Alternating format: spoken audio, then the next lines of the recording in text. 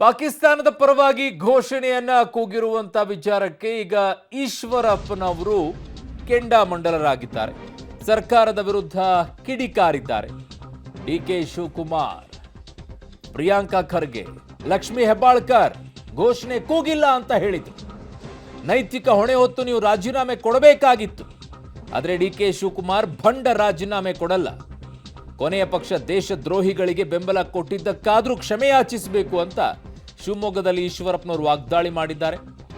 DK Shivakumar, Priyanka Kharge, Lakshmi Hebbalkar ಘೋಷಣೆ ಕೂಗಿಲ್ಲ ಅಂತ ಹೇಳಿದ್ರು. ಇವರೆಲ್ಲ ನೈತಿಕ ಹೊಣೆ ಕೊಟ್ಟು ರಾಜೀನಾಮೆ ಕೊಡಬೇಕಾಗಿತ್ತು. ಆದರೆ ಡಿಕೆ ಶಿವಕುಮಾರ್ ಭಂಡ ರಾಜೀನಾಮೆ ಕೊಡಲ್ಲ. ಕೊನೆ ಪಕ್ಷ ದೇಶದ್ರೋಹಿಗಳಿಗೆ ಬೆಂಬಲ ಕೊಟ್ಟಿದ್ದಕ್ಕಾದ್ರೂ ಕ್ಷಮೆ ಕೇಳಿ ಅಂತ ಈಶ್ವರಪ್ಪನವರು.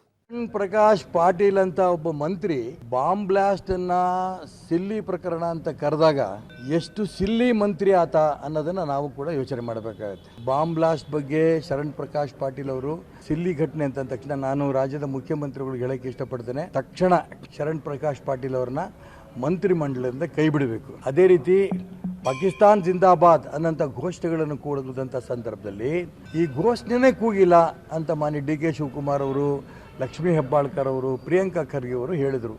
ಈ FSL ರಿಪೋರ್ಟ್ ಬರ್ತಾ ಇದೆ. ನಮಗೆಲ್ಲ ಗೊತ್ತಿರೋ ಪ್ರಕಾರ FSL ರಿಪೋರ್ಟ್ನಲ್ಲಿ ಯಾವುದೇ ತಿರುಚಿಲ್ಲ ಅನ್ನೋಂಥ ರಿಪೋರ್ಟಿಗೆ ಅಲ್ಲಿ ಬಂದಾಗಿದೆ. ಶರಣ್ ಪ್ರಕಾಶ್